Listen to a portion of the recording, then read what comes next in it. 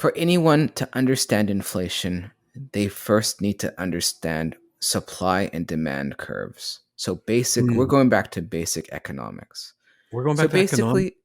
basically supply and demand curves is the supply side, they want to sell as many goods for as expensive as possible.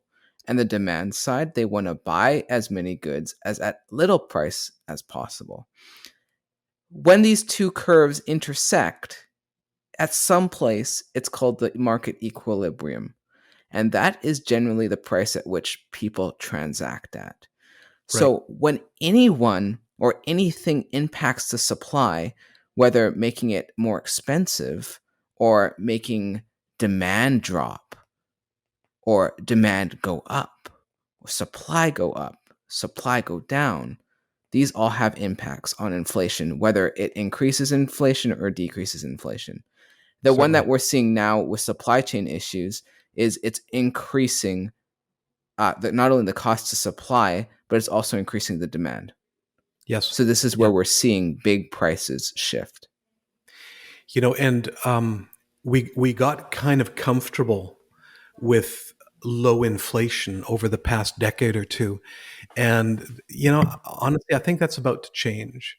I saw a recent report, actually, I think just this morning, on all the different factors that are telling us the future could look substantially different. I'll give you an example.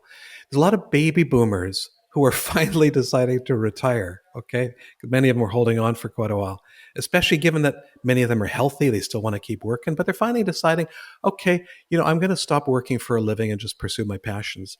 And the ones that are taking their place now, the younger generations are saying, you might have been happy with that income that you were receiving just prior to retirement, but I've got I've got a deeper set of tools. I've got some more experience in newer approaches to things, and I think that my skill set demands a higher income, and they're asking for it, Hmm. right? So they're coming into a workplace where we're having this great resignation, we call it.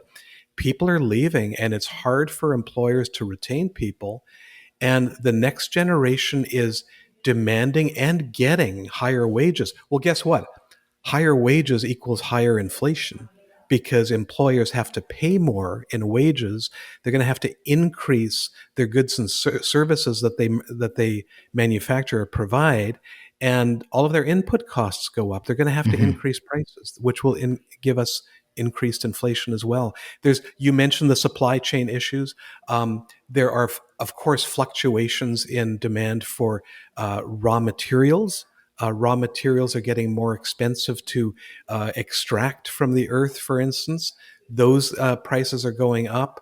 We've seen droughts that have happened across North America, and that is leading to scarcity of food. So the supply is lower on different types of produce and fruit, etc.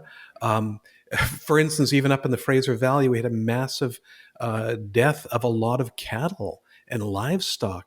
That's going to lead to supply chain issues, which means Hmm. prices are going to go up. A lot of contributing factors to a potential for inflation to be higher than we've experienced.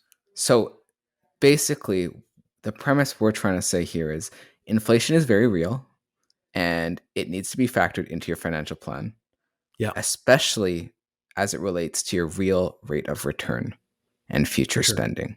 Yeah.